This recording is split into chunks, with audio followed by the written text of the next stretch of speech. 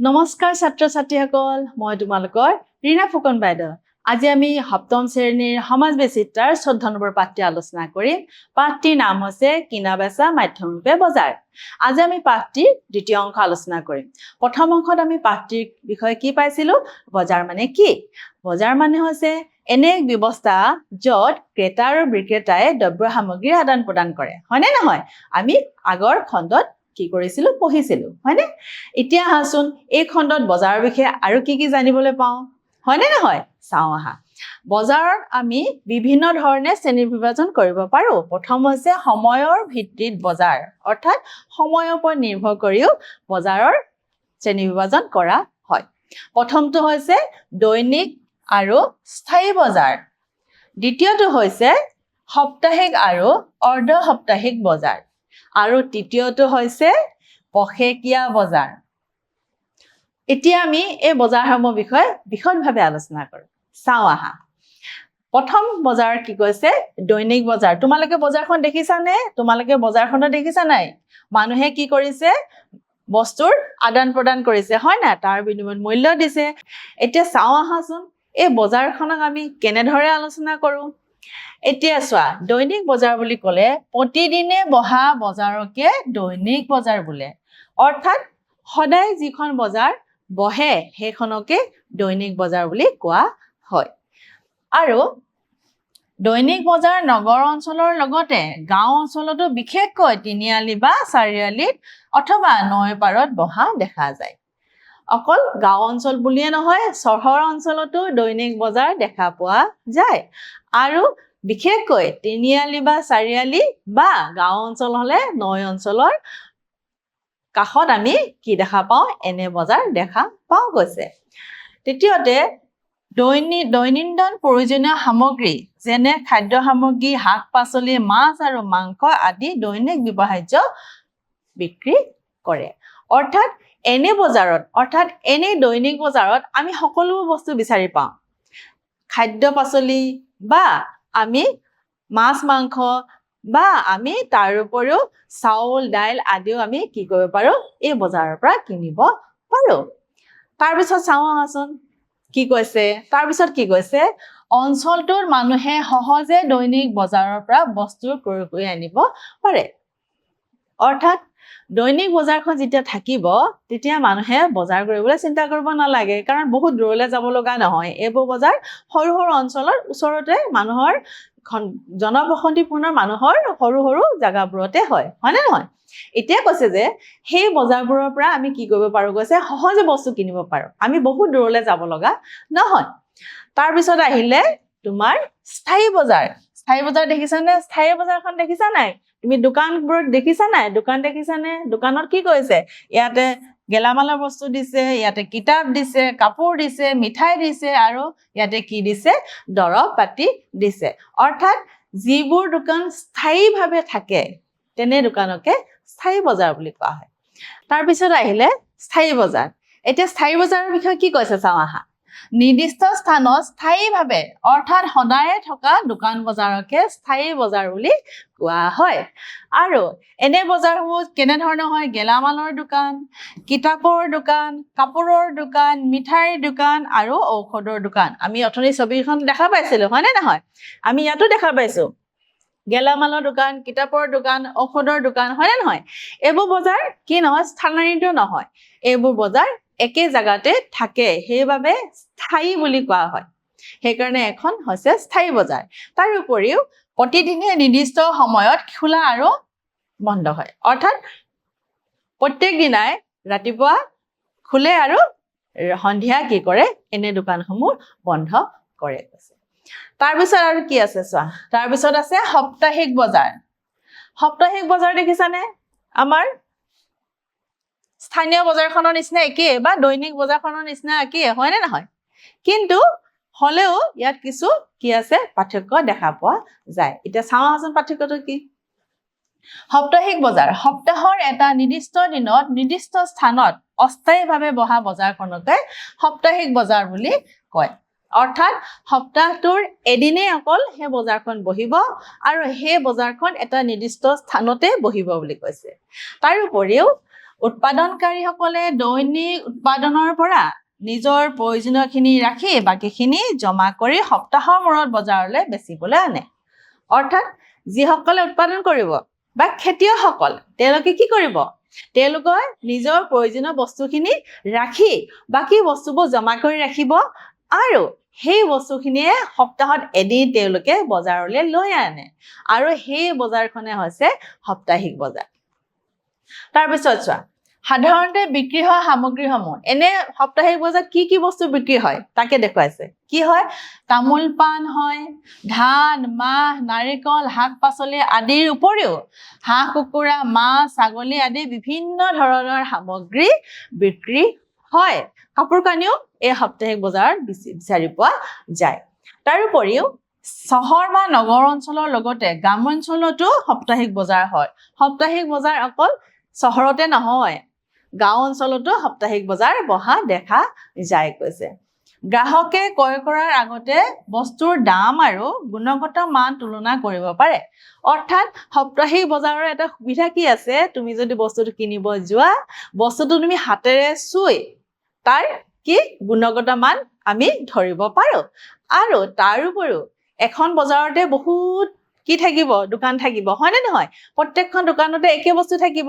আৰু একে বস্তু থকাৰ কাৰণে এখন দোকানৰ লগত আন এখন দোকানৰ দ্ৰব্য সামগ্ৰীৰ দৰসমূহ তুলনা কৰিব পাৰি আৰু এনেদৰে কম দামত তেওঁলোকে কি কৰিব পাৰে? দ্ৰব্য সামগ্ৰী কিনিব পাৰে। তাৰপিছত কি আহিলে চোৱা, তাৰপিছত আহিলে অৰ্ধ সাপ্তাহিক বজাৰ। অৰ্থাৎ সাপ্তাহিক বজাৰ বুলি ক'লে কি বুজায়? সপ্তাহত এদিন। আৰু অৰ্ধ সাপ্তাহিক বজাৰ বুলি ক'লে হয় সপ্তাহত দুদিন বহিব। বজাৰ একেইখনে, কিন্তু কি সপ্তাহত দুদিনকৈ বহিব। এতিয়া চাওঁ আহাচোন ইয়াৰ বিষয়ে আৰু কি আছে, হয়নে নহয়? এতিয়া কি কৈছে? এসপ্তাহৰ ভিতৰত দুটা নিৰ্দিষ্ট দিনত নিৰ্দিষ্ট স্থানত অস্থায়ীভাৱে বহা বজাৰকে অৰ্ধ সাপ্তাহিক বজাৰ বুলি কোৱা হয়। অৰ্থাৎ সপ্তাহত দুদিন তেওঁলোকে কি কৰিব? বজাৰ বহিব আৰু নিৰ্দিষ্ট স্থানত অস্থায়ীভাৱে বহিব আৰু সেইখনকে অৰ্ধ সাপ্তাহিক মানে সপ্তাহত দুদিন তেওঁলোকে এই ব্যৱস্থা কৰিব কৈছে। তাৰোপৰি ক্ৰেতা আৰু বিক্ৰেতাক অধিক পৰিমাণে ব্যৱসায় কৰাত সহায় কৰে। অৰ্থাৎ এই ব্যৱসায়ী কি কৈছে গম পাইছা নাই? অৰ্থাৎ কিছুমান বস্তু আমি কি কৰিব নোৱাৰো, আমি জমা কৰি ৰাখিব নোৱাৰো বা সংৰক্ষণ কৰি ৰাখিব নোৱাৰো, বিশেষকৈ কেঁচা পাচলিসমূহ, হয়নে নহয়? এতিয়া এনেই বস্তুবোৰ আমি জমা কৰি ৰাখিব নোৱাৰাৰ কাৰণে আমি কি কৰিব লগা হয়? সোনকালে বিক্ৰী কৰিব লগা হয়। আৰু সোনকালে বিক্ৰী কৰিবলৈ হ'লে সপ্তাহত আমি দুদিনকৈ এই বজাৰত সেই পাচলিসমূহ বিক্ৰী কৰিব পাৰো। তাৰ দ্বাৰা বিক্ৰেতাৰো লাভ হ'ল আৰু ক্ৰেতাৰো লাভ হ'ল, হয়নে নহয়? এতিয়া এনে বজাৰসমূহৰ এটা উদাহৰণ দিছে বেলতলা বজাৰ। তোমালোকে কেতিয়াবা বেলতলা বজাৰলৈ যদি যোৱা তেতিয়া দেখিবা যে বেলতলাত এনেধৰণৰ এখন বজাৰ বহা দেখা যায়, য'ত সপ্তাহত দুদিন সেইখন বজাৰ বহে। এটা উদাহৰণহে দিছে দেই। তোমালোকৰ ওচৰতো তেনেধৰণে বহুত ধৰণৰ বজাৰ তোমালোকে নিশ্চয় দেখিছা। এনেকৈ অৰ্ধ সাপ্তাহিক বজাৰো তোমালোকে নিশ্চয় দেখিছা। তোমালোকে আজিৰ পৰা মন কৰি চাবাচোন আছেনে নাই। তাৰপিছত চাওঁ আহা, তাৰপিছত আহিলে পষেকীয়া বজাৰ। পষেকীয়া বজাৰ অৰ্থাৎ 15 দিনৰ মূৰে মূৰে বা অন্তত বহা বজাৰ। পষেকীয়া বুলি কোৱাৰ লগে লগে পষেক মানে হৈছে 15। তোমালোকে বজাৰখন অলপ লক্ষ্য কৰিছানে? বজাৰখনত কিছু সাল সলনি দেখিছানে নাই? স্থানটো চোৱাচোন, পৰিৱেশটো চোৱা, কি পৰিৱেশত হৈছে বাৰু? কি পৰিৱেশত হৈছে এখন বজাৰ? চাহ বাগিচাৰ অঞ্চলত হৈছে, হয়নে নহয়?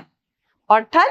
এনেধৰণৰ বজাৰবোৰ বিশেষকৈ চাহ বাগিচা অঞ্চলত বেছিকৈ দেখা পোৱা যায়। তাৰ কাৰণো আছে, কাৰণবোৰ আমি চাওঁ আহাচোন। এতিয়া চোৱা,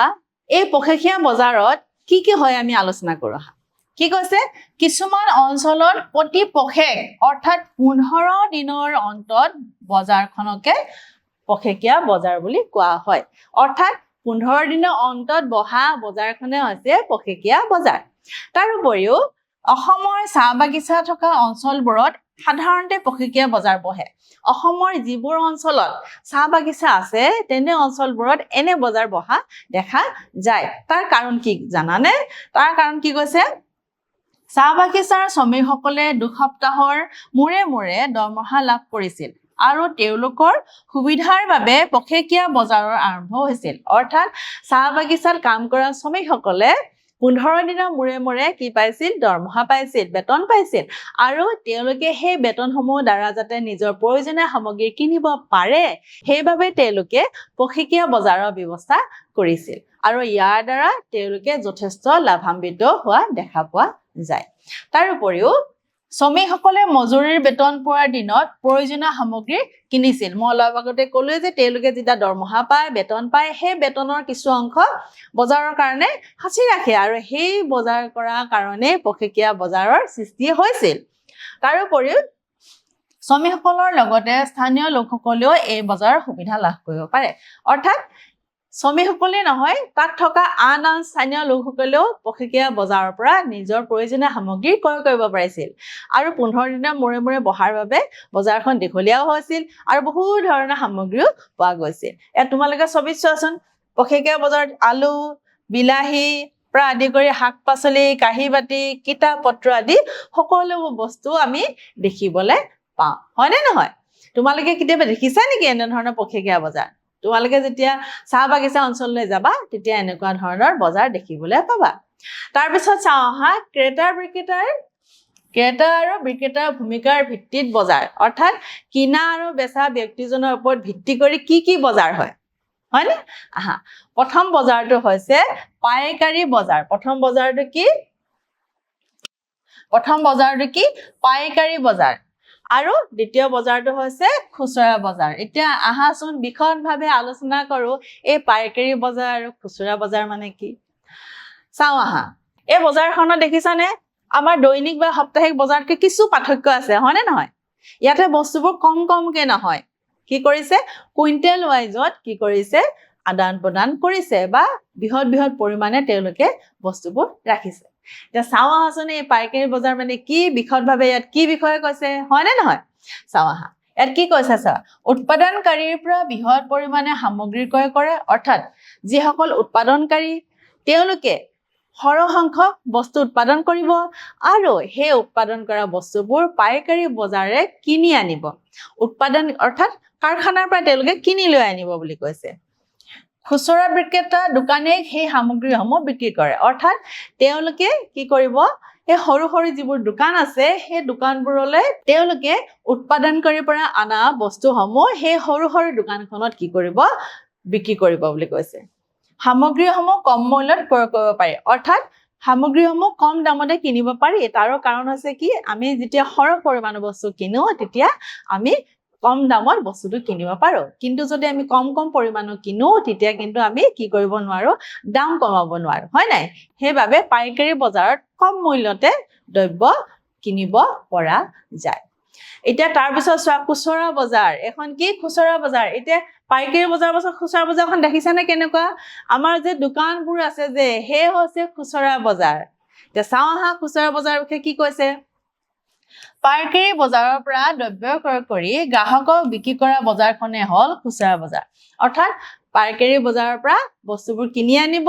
দোকানীয়ে আৰু সেই দোকানীয়ে মুখামুখিকৈ কি কৰিব গ্ৰাহকক দ্ৰব্যসমূহ বিক্ৰী কৰিব অৰ্থাৎ উৎপাদনকাৰী বা পাইকাৰী বজাৰে গ্ৰাহকসকলক দ্ৰব্য বিক্ৰী নকৰে কোনে কৰিব দোকানীসকলে কৰিব অৰ্থাৎ খুচুৰা ব্যৱসায়ীসকলে কৰিব তাৰ পিছত গ্ৰাহকৰ সৈতে পোনপটীয়াকৈ দ্ৰব্য সামগ্ৰী লেনদেন কৰে মই অলপ আগতে পইণ্টটো কৈ গৈছিলো যে পাইকাৰী সকলে দ্ৰব্য সামগ্ৰীবোৰ দোকানীক দিব দোকানী অৰ্থাৎ খুচুৰা ব্যৱসায়ীয়ে সেই দ্ৰব্য সামগ্ৰীবোৰ কি কৰিব গ্ৰাহকৰ বাবে উলিয়াই দিব আৰু গ্ৰাহকে তেওঁলোকে পৰা সেই দ্ৰব্যসমূহ কিনি আনিব হয়নে এতিয়া চাওঁ আহাচোন বজাৰৰ শৃংখলত আমি কি দেখা পাওঁ এই যে বজাৰ শৃংখল বুলি ক'লো এই বজাৰ শৃংখল মানে কিনো মই যে অলপ আগতে তোমালোকক উৎপাদনকাৰী পাইকাৰী বজাৰ বা খুচুৰা বজাৰ বা গ্ৰাহকৰ কথা ক'লো সেইটোৱে হৈছে বজাৰৰ শৃংখল এতিয়া চাওঁ আহাচোন কি প্ৰথম হৈছে উৎপাদনকাৰী অৰ্থাৎ উৎপাদনকাৰীসকল হৈছে মূল ব্যক্তি যিসকলে বস্তু উৎপাদন কৰিব সৰহ পৰিমাণে অৰ্থাৎ বহুত বেছি পৰিমাণে তেওঁলোকে উৎপাদন কৰিব আৰু সেই উৎপাদনকাৰীৰ পৰা দ্ৰব্য সামগ্ৰীবোৰ কোনে আনিব পাইকাৰী ব্যৱসায়ীয়ে আনিব তেওঁলোকে নিজৰ প্ৰয়োজনীয় অনুসৰি নিজৰ নিজৰ কি কৰিব দোকানবোৰলৈ বা নিজৰ কোম্পানীবোৰলৈ তেওঁলোকে বস্তুবোৰ কিনি লৈ আনিব কৰ পৰা উৎপাদনকাৰীৰ পৰা এই উৎপাদনকাৰীৰ পৰা পাইকাৰী ব্যৱসায়লৈ আনিব আৰু পাইকাৰী ব্যৱসায়ীৰ পৰা কোনে আনিব খুচৰা ব্যৱসায়ীসকলে যিসকল দোকানী আমি যে দেখা পাওঁ আমাৰ ঘৰৰ সন্মুখৰ দোকানখন কি আছে খুচৰা ব্যৱসায়ী হয় নে নহয় তেওঁলোকে কি কৰিব এই পাইকাৰী ব্যৱসায়ীৰ পৰা কি কৰিব খুচৰা ব্যৱসায়ীসকলে দ্ৰব্য সামগ্ৰীবোৰ কিনিব আৰু আমি কাৰ পৰা কিনিম আমি কিনিম এই খুচৰা ব্যৱসায়ীসকলৰ পৰা অৰ্থাৎ আমি হলো গ্ৰাহক আমি কাৰ পৰা কিনিম আমি খুচৰা ব্যৱসায়ীসকলৰ পৰা কিনিম আমি কিন্তু উৎপাদনকাৰীসকলৰ পৰা ডাইৰেক্ট কিনিব নোৱাৰো বা পাইকাৰীসকলৰ পৰাও আমি ডাইৰেক্ট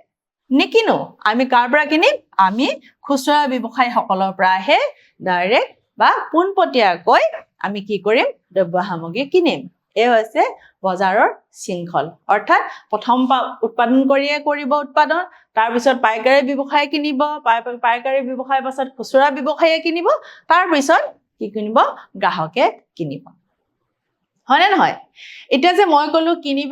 কিনিব বুলি বহুতবাৰ কলো হয় না নহয় এই কিনাৰ বিনিময়ত আমি এটা কিবা এটা দিব লাগিব নহয় আমি এনে জানো এটা দ্ৰব্য কিনিব পাৰো আমি নোৱাৰো সেই কিনাৰ বিনিময়ত আমি যিটো বস্তু দিম সেই বস্তুটোৰ নামে হৈছে মূল্য অৰ্থাৎ আমি এটা দ্ৰব্যৰ সলনি যি মুদ্ৰা প্ৰদান কৰিম সেইটোৱে হৈছে দ্ৰব্যটোৰ মূল্য বা দৰ সেইটোকে ইয়াত কৈছে তোমালোকে চাবাচোন এটা বস্তু কিনা বা ক্ৰয় কৰাৰ বাবে ক্ৰেতাজনক যি মুদ্ৰা পৰিশোধ কৰে তাকে বস্তুটোৰ দাম বা মূল্য বোলে অৰ্থাৎ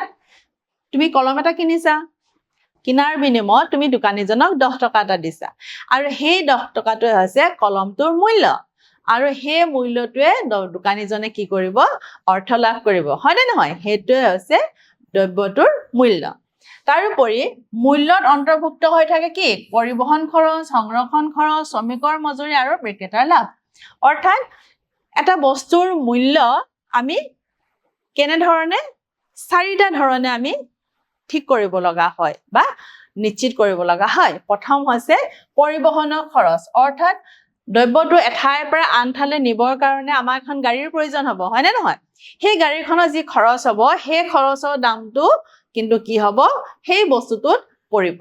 তাৰ উপৰিও সংৰক্ষণৰ খৰচ অৰ্থাৎ কিছুমান বস্তু সংৰক্ষণ কৰি ৰাখিব লগা হয় আৰু সেই সংৰক্ষণ কৰাৰ বিনিময়ত যি খৰচ হয় সেই খৰচো দ্ৰব্যটোতে অন্তৰ্ভুক্ত হয় থাকে তাৰ পিছত আহিব শ্ৰমিকৰ মজুৰি তুমি যেতিয়া বস্তুটো দাঙি লৈ যাবা সেই দাঙি লৈ যোৱা ব্যক্তিজনে কি কৰিব এটা মূল্য ল'ব সেই মজুৰি ল'ব সেই মজুৰিটো ক'ত আহিব তাৰ দামো সেই দ্ৰব্যটোৰ ওপৰতে পৰিব তাৰ পিছত আহিব বিক্ৰেতাৰ লাভ আৰু যিজনে বিক্ৰী কৰিব তেওঁৰ এটা অংশ সেই দ্ৰব্যটোত সোমাই থাকিব এনেধৰণে এটা দ্ৰব্যৰ মূল্য নিৰ্ধাৰণ কৰা হয় আৰু আমি সেই দ্ৰব্যটোৰ মূল্য দিয়ে দ্ৰব্যটো ক্ৰয় কৰিব লগা হয় এই হৈছে বজাৰৰ ব্যৱস্থা ইয়াৰ দ্বাৰা আমি গম পালো যে আমি বজাৰক বিভিন্ন ধৰণে ভাগ কৰিব পাৰো হয়নে নহয় সময়ৰ ভিত্তিত বজাৰক আমি বহুত ধৰণে ভাগ কৰিব পাৰো 5টা ধৰণে ভাগ কৰিব পাৰো আৰু সেই দ্ৰব্যসমূহ যিবোৰ দ্ৰব্যৰ দ্বাৰা বজাৰৰ ব্যৱস্থা চলি আছে সেই দ্ৰব্যসমূহৰ বিনিময়ত আমি এটা মূল্য দিব লগা হয় এটা চাওঁ আহচোন পাত্ৰীৰ পৰা আমি কি আমি শিকিলো আৰু আমি পাত্ৰী কিছু মূল্যায়ন কৰো হয়নে নহয় এটা চোৱা সময়ৰ ভিত্তিত বজাৰৰ কেইটা ভাগত ভাগ কৰা হয় মই অলপ আগতে আলোচনা কৰি আহিছিলো যে সময়ৰ ভিত্তিত বজাৰৰ কেইটা ভাগত ভাগ কৰা হয় মনত আছে নে তোমালোকৰ 2টা নে 3টা নে 4টা নে 5টা কি আছিলে 5টা হয় নে নহয় অৰ্থাৎ সময়ৰ ভিত্তিক বজাৰক 5টা ভাগত ভাগ কৰা হয় কি আছিলে দৈনিক বজাৰ স্থায়ী বজাৰ সাপ্তাহিক বজাৰ অৰ্ধ সাপ্তাহিক বজাৰ আৰু পষেকীয়া বজাৰ তাৰ পাছত মূল্যায়নটো চাওঁ হা সপ্তাহৰ মূৰত বহা বজাৰক কি বুলি জনা যায় অৰ্থাৎ এক সপ্তাহৰ মূৰে মূৰে অন্তৰে বহা বজাৰক আমি কি বজাৰ বুলি জানো দৈনিক বজাৰ সাপ্তাহিক বজাৰ অৰ্ধ সাপ্তাহিক বজাৰ বা পষেকীয়া বজাৰ কোনটো বজাৰ বুলি কোৱা হয় সাপ্তাহিক প্ৰশ্নটোতে উত্তৰটো লুকাই আছে হয়নে নহয় সাপ্তাহিক বুলি কোৱাৰ লগে লগে কি হয় সাপ্তাহিক বজাৰ দৈনিক বজাৰ সদায় বহে, অৰ্ধ সাপ্তাহিক বজাৰ সপ্তাহত 2 দিন বহে আৰু পষেকীয়া বজাৰ 15 দিনৰ মূৰে মূৰে বহা হয়। তৃতীয় মূল্যায়নটো চাওঁ আহা। তৃতীয়টো কৈছে পষেকীয়া বজাৰ কিমান দিনৰ অন্তত বহে। পষেকীয়া বজাৰ কিমান দিনৰ অন্তত বহে? পষেকীয়া মানে কি কৈছিলো মই? পষেক মানে কৈছিলো 15, অৰ্থাৎ 15 দিনৰ মূৰে মূৰে বা অন্তত বহা বজাৰখনে হৈছে পষেকীয়া বজাৰ। এতিয়া তোমালোকৰ শুদ্ধ উত্তৰটো কি তেতিয়াহ'লে? আমাৰ 15 দিনৰ অন্তত বহা বজাৰখনে হৈছে পষেকীয়া বজাৰ। এই খণ্ডটিত আমি বহুতখিনি কথা শিকিলো, হয়নে নহয়? বজাৰৰ বিষয়ে আমি জানিলো, বজাৰৰ বিভিন্ন ভাগ জানিলো বা দ্ৰব্যৰ মূল্য মানে কি জানিলো। অহা খণ্ডত আমি ইয়াৰ পৰা আৰু ভালদৰে আমি জানিবলৈ চেষ্টা কৰিম। আজিলৈ আমি ইমানতে সামৰিছো। নমস্কাৰ।